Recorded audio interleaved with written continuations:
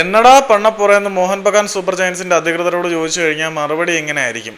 എന്തൊക്കെ പണ്ണാൻ പറ്റുമോ അതെല്ലാം നമ്മൾ പണ്ണും. ഏകദേശം അതുപോലെ തന്നെയാണ് കാര്യങ്ങൾ പോയിക്കൊണ്ടിരിക്കുന്നത്. ഇന്ത്യൻ ഫുട്ബോളിൽ കോണ്ടിനെന്റൽ ക്ലബ് എന്ന പദവിയിലെത്താൻ, ഇന്ത്യൻ ഫുട്ബോളിനെ അടക്കി ഭരിക്കാൻ എന്തൊക്കെ ചെയ്യാൻ പറ്റുമോ അതെല്ലാം നല്ല രീതിയിൽ വൃത്തിയായിട്ടും വെടിപ്പായിട്ടും അവരുടെ സ്കൗട്ടിംഗ് സ്കിൽസ് ഉപയോഗിച്ചുകൊണ്ടും ക്യാഷിൻ്റെ പവറിലായാലും മോഹൻ ബഗാൻ സൂപ്പർ ജയൻസ് ചെയ്യുന്നുണ്ട്. അതുകൊണ്ട് തന്നെയാണല്ലോ ഇത്തവണയും അവന്മാർ ചാമ്പ്യന്മാരായത്. മോഹൻ ബഗാൻ സൂപ്പർ ജയൻസ് ചാമ്പ്യന്മാരായപ്പം ഫിഫ പ്രസിഡന്റ് വരെ അത് സ്റ്റോറി ഇട്ട് ആഘോഷിച്ചിരുന്നു എന്ന് പറയുമ്പോൾ എത്രമാത്രം ഹൈപ്പിലാണ് ആ ക്ലബ്ബ് നിൽക്കുന്നത് എന്ന് മനസ്സിലാക്കാവുന്നതേ ഉള്ളൂ. ഓരോ ക്ലബിലെയും ഇന്ത്യയിലെ മികച്ച താരങ്ങളെ തങ്ങളുടെ കൂടാരത്തിലേക്ക് എത്തിക്കുക, ഇന്ത്യൻ താരങ്ങളെ മാത്രമല്ല വിദേശ താരങ്ങളുടെ സ്കൂളിലും ഏറ്റവും മികച്ചവരെ തങ്ങളുടെ കൂടാരത്തിലേക്ക് എത്തിക്കുക എന്നുള്ള അവരുടെ പ്രഖ്യാപിത നയത്തിൽ യാതൊരു മാറ്റവും വരുന്നില്ല.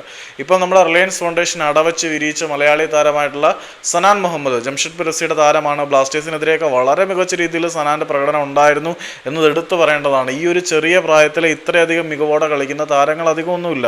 ആ സനാൻ മുഹമ്മദിനെ സ്വന്തമാക്കാൻ മോഹൻ ബഗാൻ സൂപ്പർ ജയൻസിന്റെ ഭാഗത്തു നിന്നും നീക്കങ്ങൾ ആരംഭിച്ചു എന്ന് ബംഗാളി കമന്റേറ്ററും ജേർണലിസ്റ്റും ഒക്കെ ആയിട്ടുള്ള സോഹൻ പോർട്ടർ റിപ്പോർട്ട് ചെയ്തിട്ടുണ്ട്.